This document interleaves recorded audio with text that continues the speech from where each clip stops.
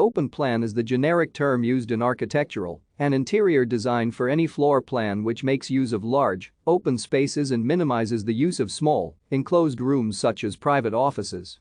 The term can also refer to landscaping of housing estates, business parks, etc., in which there are no defined property boundaries, such as hedges, fences or walls. Open-plan office designs are generally promoted as improving collaboration, but moving from cubicles to open workspaces actually results in dramatically fewer face-to-face interactions among staff and reduced productivity. In residential design, open plan or open concept describes the elimination of barriers such as walls and doors that traditionally separated distinct functional areas, such as combining the kitchen, living room, and dining room into a single great room. Many pre-industrial homes were huts that consisted of a single room, but this was usually small.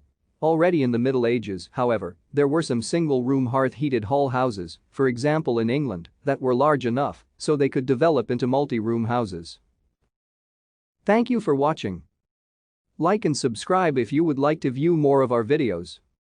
Have a nice day.